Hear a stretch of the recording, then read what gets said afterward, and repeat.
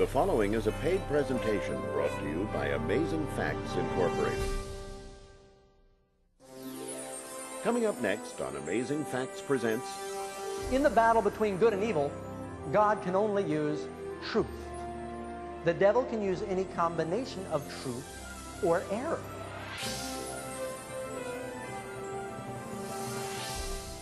For over 40 years, Amazing Facts has been dedicated to sharing God's Word through media. This program features highlights from some of our best television broadcasts. We invite you to sit back and enjoy this edition of Amazing Facts Presents. Today's presentation is an excerpt from the Millennium of Prophecy video series. Our story tonight is found in the first book of Samuel. It's actually 2 Samuel, dealing with a young man by the name of Absalom. The name Absalom means Abba Shalom, or son of peace. Remember I told you Shalom, of course, means peace in Hebrew. Jerusalem, a city of peace. Absalom had a really good name.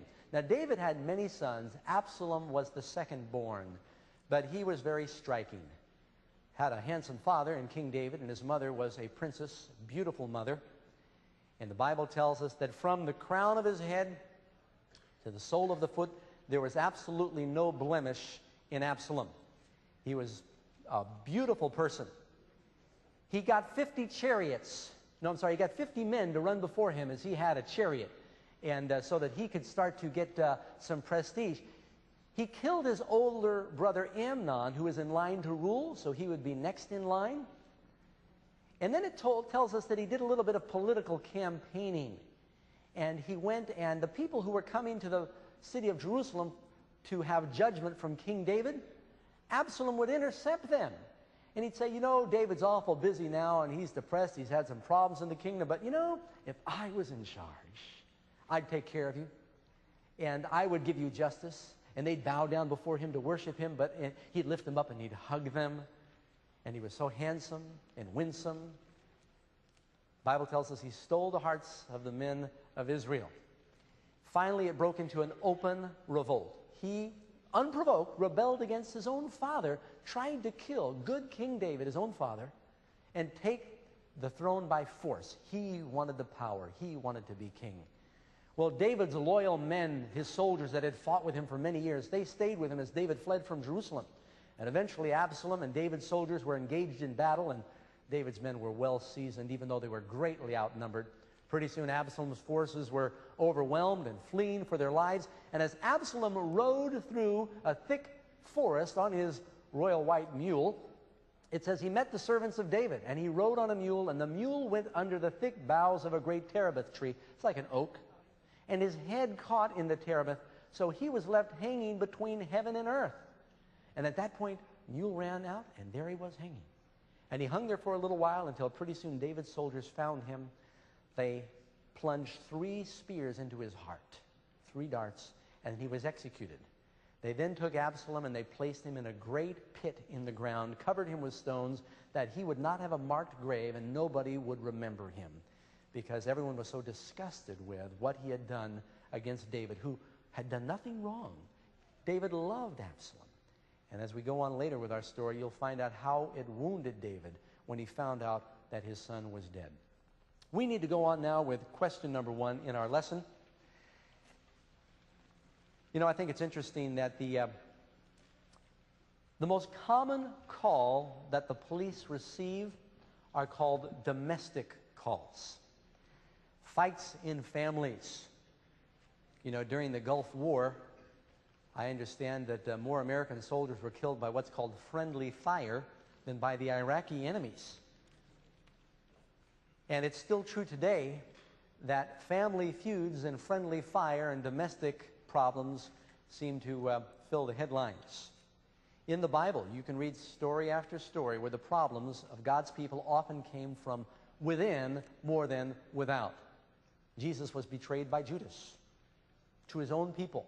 Joseph was sold by his own brothers, and even David ran from his own king, Saul. All through the Bible, you find out about these family problems that sometimes became very serious. There was a family feud in heaven. And that's where the whole problem with sin and Satan and this battle, this great cosmic conflict between good and evil, originated. Question number 1. What was the name of the rebellious prince in heaven, and why did he rebel?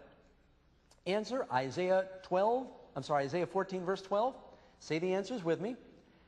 How art thou fallen from heaven, O Lucifer, son of the morning?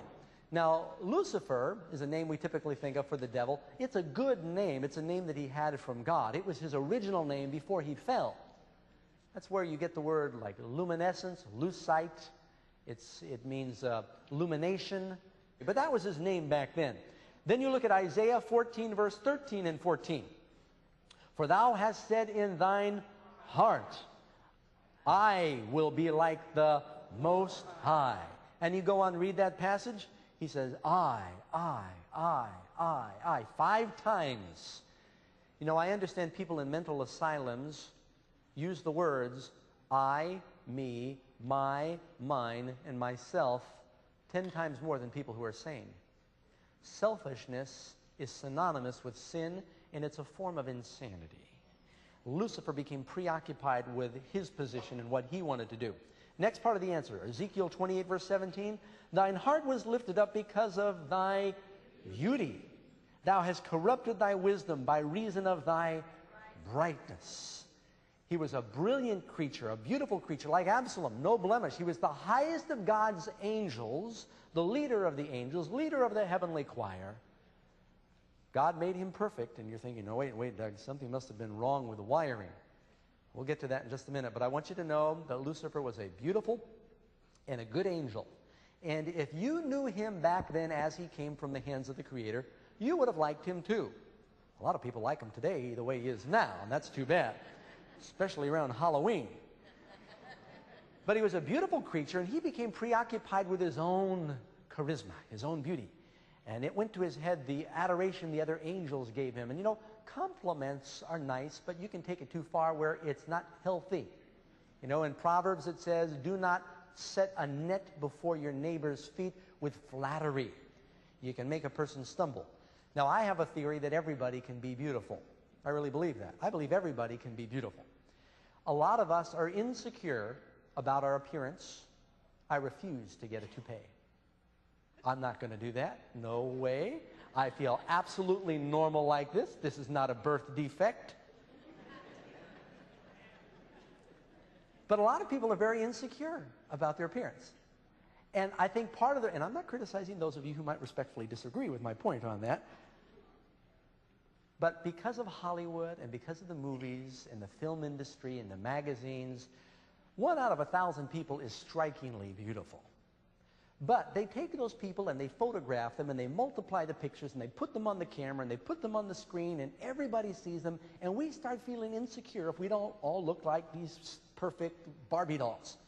Most of us kind of look okie dokie, you know, we're okay, but people are insecure about their appearance. Well, I heard a pastor say something one time. He said there's 4 kinds of people.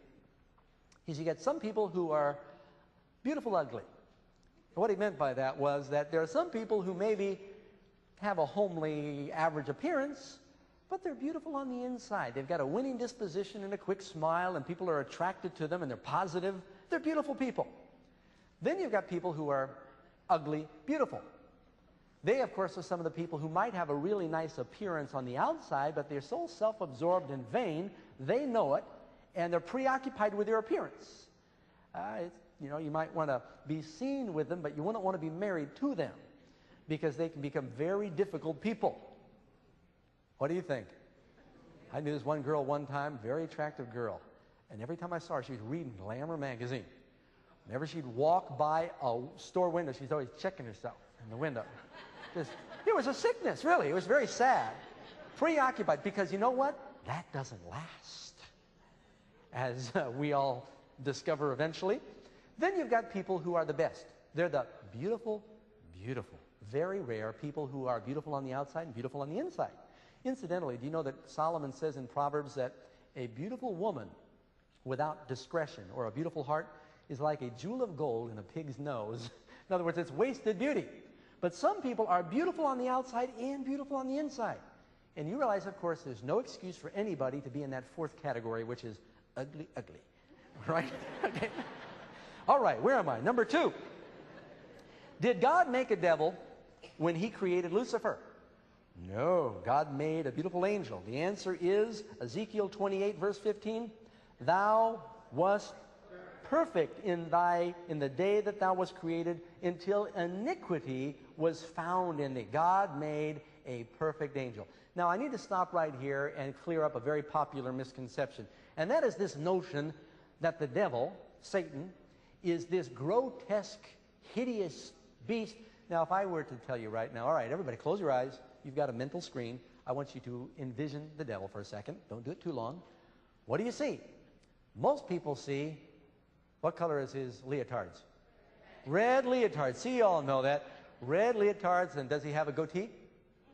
Yeah, you know, I used to have a goatee, and I was doing these meetings, and people said, you look like the devil. I shaved in a big hurry, because even though there's nothing that says the devil has a goatee, it was just a bad stumbling block for some people. And he's got the horns, and he's got the bat wings, and the hooves, and he's got the pitchfork, so he can make sure people are evenly cooked in hell, and or prod people along, you know. And all these images that we've got about the devil, he wants you to think that's how he looks, but that's not what we find in the Bible. One thing I want you to know is it's not a joke. You need to understand that he was a beautiful and a glorious angel, very attractive. He wants people to think that he's grotesque. But in fact, he was the most beautiful of the angels, and he still retains a great percentage of that beauty. Question number 3. What finally happened? Well, you can read it in your Bibles. Revelation chapter 12, verse 7. It's hard to believe. It says, there was war in heaven. Michael and his angels. Someone write down a question and send it in. Who is Michael? Michael and his angels fought against the dragon, and the dragon fought and his angels. Now, I think you know who the dragon is. It tells you right there in Revelation 12. That old serpent called the devil and Satan. That's who the dragon is. You don't have to guess. There was some cosmic conflict. I don't know what the weapons were, but eventually Lucifer incited an all-out rebellion against God's government. You see, the way we piece it together from the few scriptures that you find in the Bible is Lucifer wanted God's position. He, somewhere within himself, began to think, how come I am not part of the inner circle of the Father, Son, and Spirit? How come I don't have the creative powers? I mean, I'm just underneath God. Why can't I make that one little step and transition from being a created creature to being divine? And the more he thought about this, he began to covet the position that God held, until he began to circulate among the other angels and start to plant seeds of doubt about God's government. You know, have you noticed that God made us where he's in charge and we never get a chance to be God? He says, I set the rules and you just obey. And little by little, subtly, he did what Absalom did. He campaigned behind the scenes in an insidious way until he began to ferment among the angels distrust of God. Now, you might be thinking, how could angels fall for that? Follow me, friends. Up to this point in the universe, there had never, ever been a lie. If you've never heard a lie, you know, I remember some of the immigrants who came to New York City.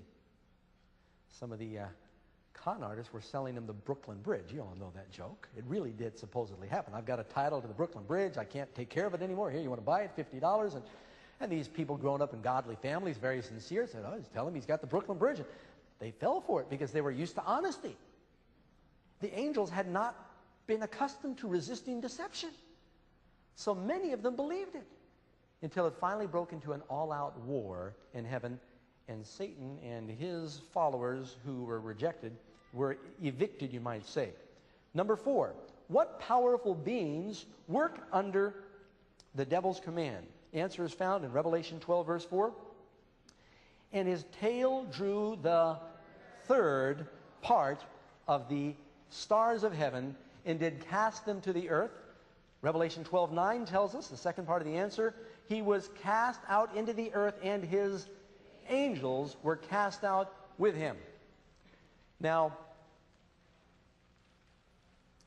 we hear about ghosts and we hear about demons, but you know what they actually are. They are the representatives of the devil who fell, fallen angels. You've heard the expression before, The devil made me do it. I was tempted and the devil made me do it. You know what I'm talking about? Quite frankly, the devil cannot make you sin unless you are demon-possessed. God gives us a free choice. We must choose to sin. And most of the time when we are tempted, it's not the devil tempting us. It's actually Satan's representatives, demons, fallen angels. God has guardian angels. I believe very much in angels. They're in this room right now, God's angels. I think the devil's got angels probably trying to distract people, and before each meeting I pray that God's angels will evict the devil's angels so that you'll hear what I'm saying to you. And those of you watching at home, it's still true. The devil is constantly battling with his forces to win over God's children. I'll get to the reason for that in a minute. Some of you might be thinking, well, obviously, Doug, since God is perfect and God knows all things, God must have deliberately wired Lucifer wrong when the chip came out of his factory or something like that, and there was, God made a mistake. People say that. And Lucifer, God knew what was going to happen. Why didn't he just, you say, you know, quality control, we made a mistake, send him back? Why did he allow him to carry out those selfish thoughts of rebellion? Let me establish something that is critical to your understanding the great controversy in the Bible between good and evil. God is love. Amen. He wants us to love him. Amen. Love must be freely given. Amen. It cannot be compelled. That means God creates all of his intelligent creatures with the greatest of gifts. It's called choice. You have a free will. Now, if you're like me, you want love. How many of you want love? That's normal. If you didn't raise your hand, I don't believe you. Everybody wants to be loved. I like to be loved. And so I've come to a solution. I'm going to see if I can patent this and sell it down there on the streets in front of 34th Street, how we can all have our self-esteem elevated. Good evening, Doug. Good evening, tape player. How are you feeling this fine evening? I'm fine. How about you? I'm feeling rather peppy. I have new batteries. Congratulations. Doug, I need to tell you something. We're all listening. I love you, Doug. No, please listen.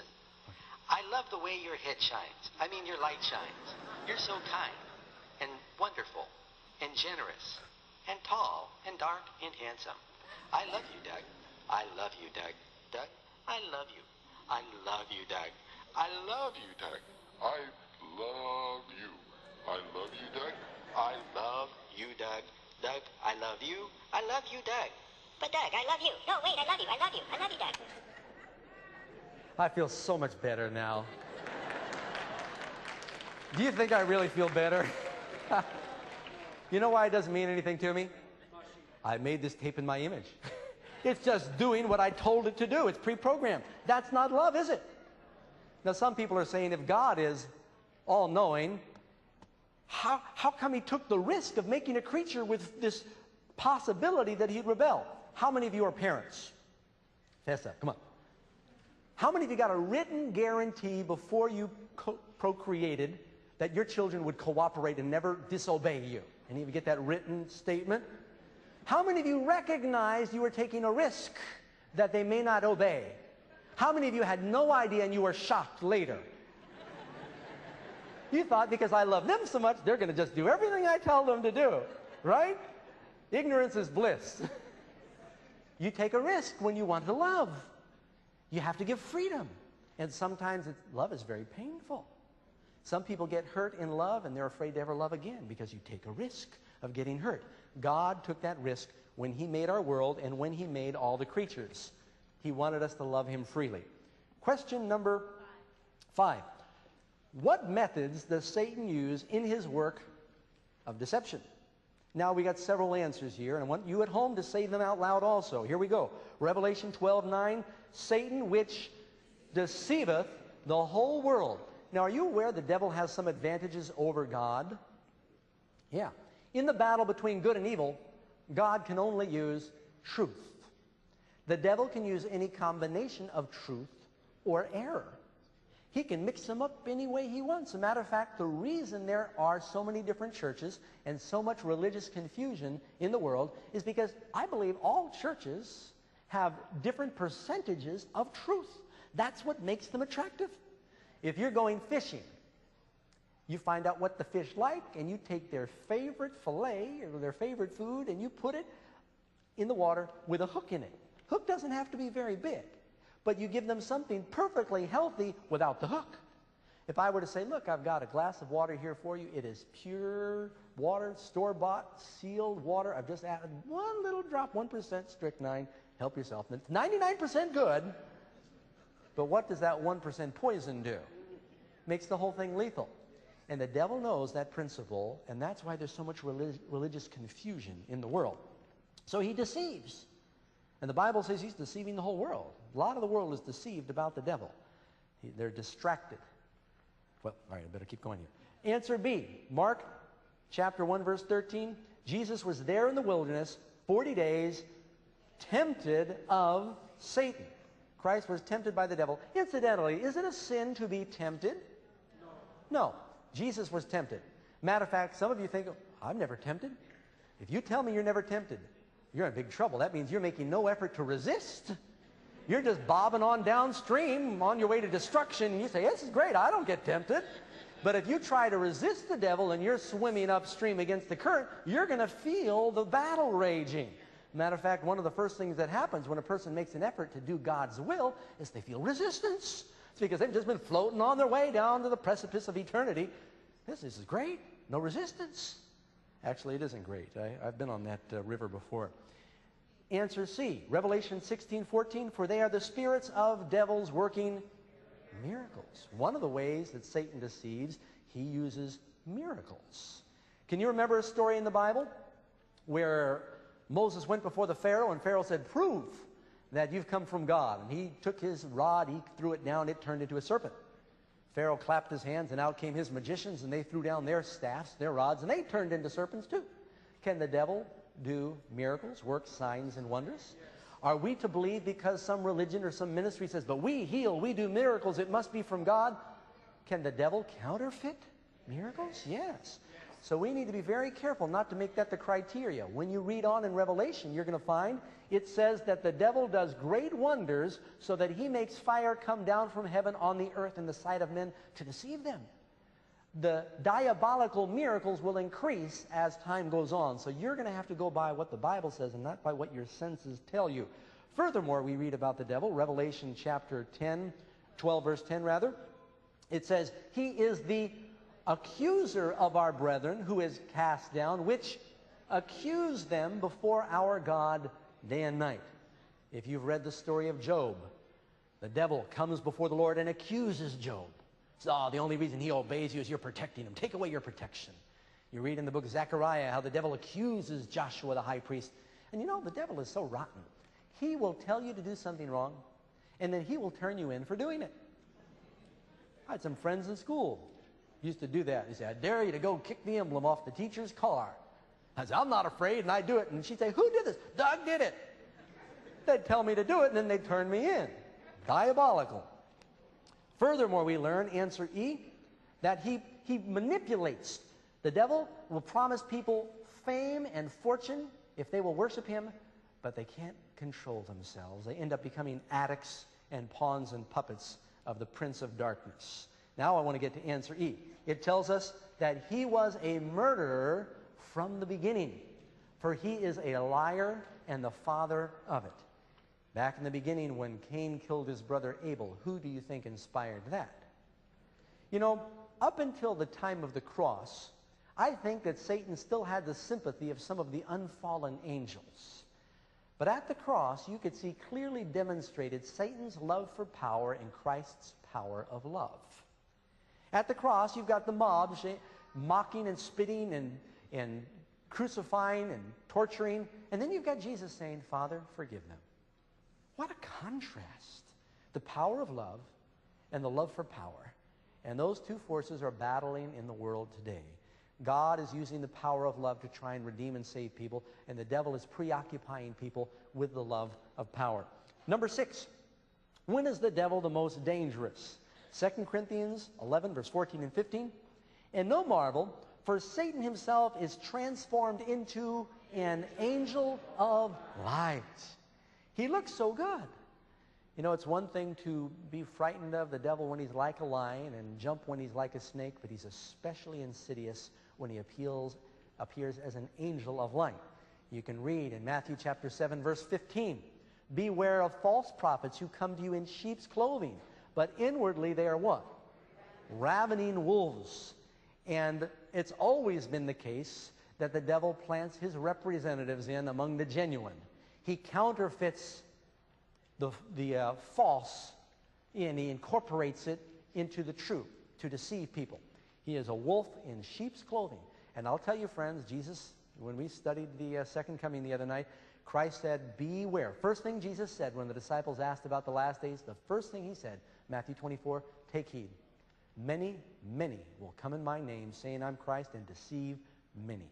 Many false prophets will arise. In other words, there are just oogles and reams of counterfeits floating around out there that are interested in usually promoting themselves.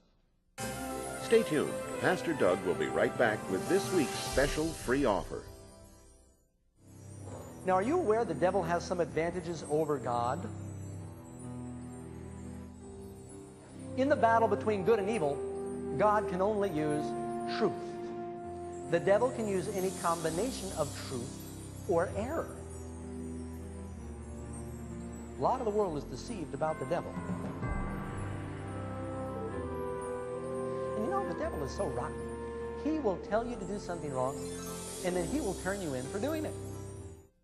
If you've missed any of our Amazing Facts programs, visit our website at amazingfacts.org. There you'll find an archive of all our television and radio programs, including Amazing Facts Presents. One location, so many possibilities. amazingfacts.org.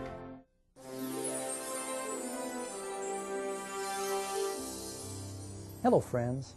I hope that today's presentation has helped you better understand the value that God places on the free will of His creatures. The Lord never forces us to love Him. It must be our choice. Unfortunately, Satan's choice to rebel has initiated all the trouble that we see in the world today. But the Bible tells us that God is actively working to restore the universe to the way that it was before the devil's mutiny. You can live a life of victory over Satan's temptations and be part of God's restored kingdom. We'd like to share more information with you on this topic. So our free gift for you today is a study guide entitled, Did God Create a Devil? And we'll send it to you absolutely free if you just call the number on your screen. Ask for offer number 107.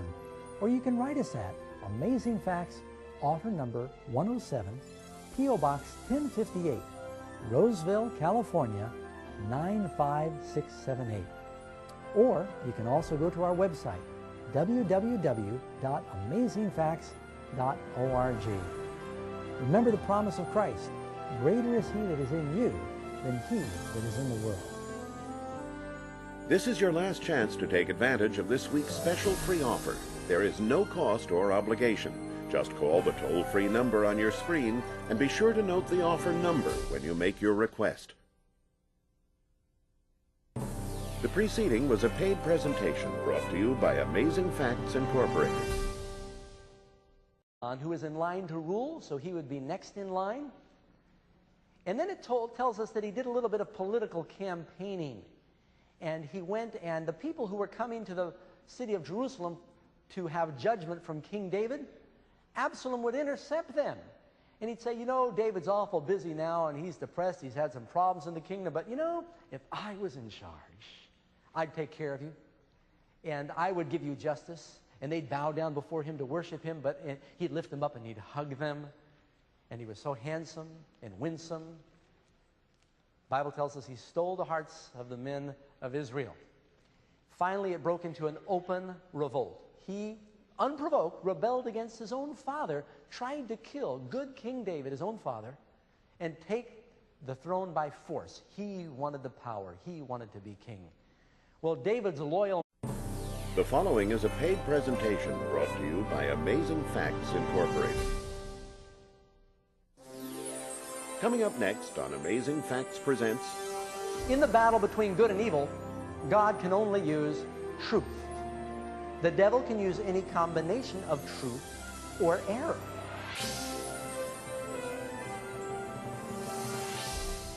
For over 40 years, Amazing Facts has been dedicated to sharing God's Word through media. This program features highlights from some of our best television broadcasts. We invite you to sit back and enjoy this edition of Amazing Facts Presents. Today's presentation is an excerpt from the Millennium of Prophecy video series. Our story tonight, remember him, because everyone was so disgusted with what he had done against David, who had done nothing wrong. David loved Absalom.